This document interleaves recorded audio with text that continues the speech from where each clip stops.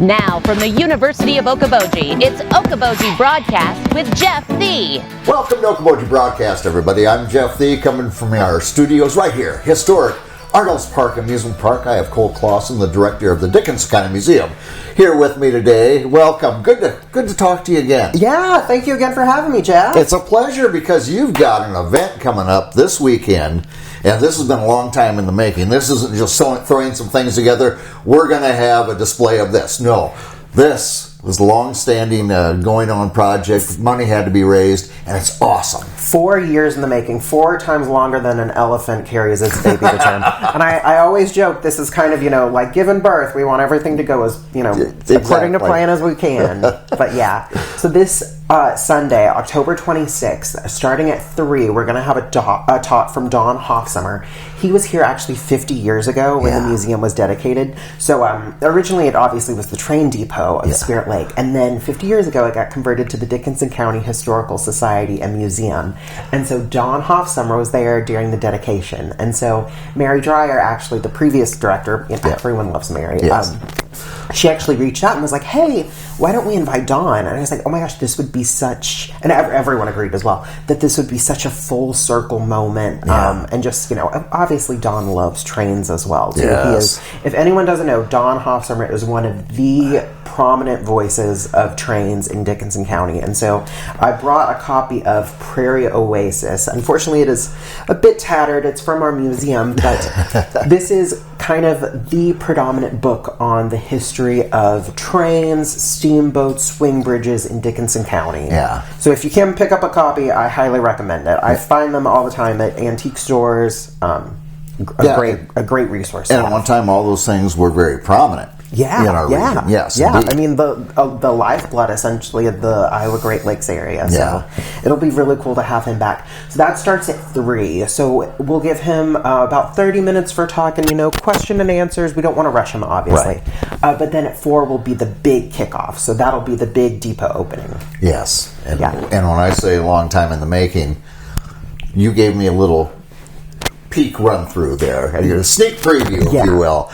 And from interactive to, this is for kids of all ages, older kids like me and the little ones. Kids at heart. Kids at heart. That's me right there. Yes, and I will say it is very, I don't want to say train nut, but, there are train enthusiasts, if you will. Yes. And I don't consider myself particularly a train enthusiast. I try and keep history at an equal playing field. Try and keep everything, equally important. Yes. But it is just a joy to see people who are train enthusiasts' eyes light up. Even before our depot had been converted, just seeing people who were interested in trains, like, oh my gosh, you have a museum that's in a depot? Their eyes just light up. So it'll be really fun to see kids at heart explore the depot. Yeah, and just the fact, we talk about all these things that were prominent in the Iowa Great Lakes at one time. Trains were certainly part of that lifeblood, bringing people here, bringing jobs here. Go on and on. So it's fun, but it's also, oh my goodness, this helped build this region that we have, having these trains come in here and now the display of the depot. And not only trains coming here, but trains coming here and then taking things from here as well. Not to have such a seamless tie-in, but we have an amazing kind of exhibit area dedicated to some of the more specific train cars of the lakes area. Yes. So ice harvesting obviously was super big. Huge. So we'll have a specific exhibit about that, but I don't want to give too much away. Yeah. Just to say that, now what time do we get going with the new display, or the new depot then? Yeah, so general grand opening will be 4 p.m. October 26th. Okay.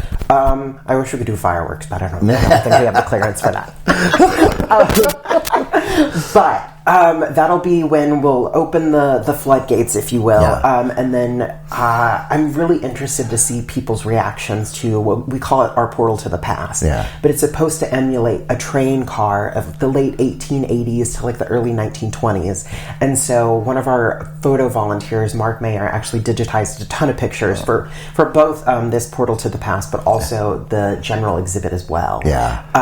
and I don't want to give too much away, but I've been telling, especially younger kids, it's kind of like the wardrobe in Chronicles of Narnia. So once you step back, kind of suspend a little disbelief and really let your history nerd, run wild. Yes. Well, like I said, without giving anything away, but there's an interactiveness to it that you can be part of that era. You can kind of take part in it. Yeah, yes. And like that's the cool thing is we have so many exhibits where you can kind of put on the conductor's hat, if you will.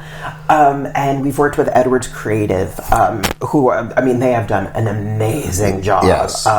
They tested a lot of the interactive exhibits to basically say, okay, so if a kid just went wild, how long could they go before this exhibit broke? Yeah. So we're very thankful for them. And they sent us extras of everything in case something broke. But it'll be really fun. Well, I think it's great with your board and with Mary being director, you being director. This step forward, bringing our Dickinson County Museum into the 21st century, because museums have become so much more than, well, we threw this old costume on a mannequin. There you go. There's your.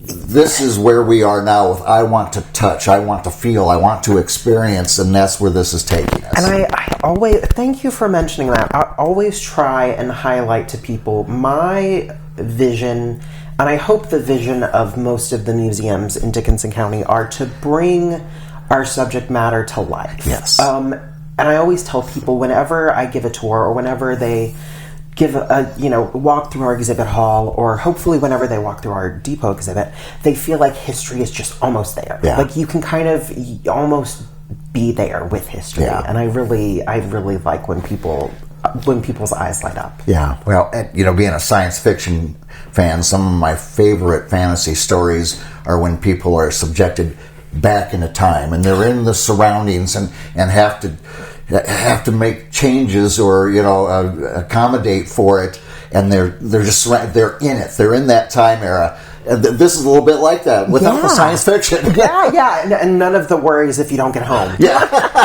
you don't have to get a DeLorean and go 98 miles an hour, or whatever it was. You don't have to get back to the phone booth or whatever on at midnight. Oh, it's all safe and it's all fun, and it brings history to life right there at Dickinson County Museum. So, speaker gets going at what time Sunday? 3 o'clock, and then grand opening at 4. And I tell people, stay as long as you want. I'll stay there, as long as people like. I want people to, really immerse themselves in the exhibit. I mean, there's what I love about this wing of our museum is it is very self-led, and so nothing really has to be explained to you or given a lot of provenience. Some things in our exhibit hall you really kind of have to give a little bit of background to, or a little bit of provenience, but with this exhibit, with this depot exhibit, I really like that it's a lot of the didactics or calls to action are very self-guided, so you can really just stay and you don't feel like you're being rushed. Right. I like that. Yeah, very good. All right. My friend, thank you for coming in here today. Yeah, of course. Always a pleasure. Thank you. And we'll talk again soon. There's more history on the way. Yeah. In the making. As we speak, history is being made. All right. Cole Clawson again here, director of the Dickinson County Museum. We want to thank him for his time. Hey, we thank you for watching us right here on Okoboji Broadcast. Okoboji Broadcast from the studios at historic Arnold's Park Amusement Park is brought to you in part by West Wealth Management, a financial advisory practice of Ameriprise Financial Services. Advisor Jan Spielman, AJ Spielman, and Erica Wachholz. The headquarters of the University of Okoboji is at the Three Sons, open Monday through Saturday 10 to 5 and Sunday from 10 to 4. Bank Midwest, dream big, plan wisely, live well. Lakes Regional Healthcare and Avera Partner. Beck Engineering in Spirit Lake. Be Radiant Laser Skin Studio in the Okoboji Plaza in Okoboji.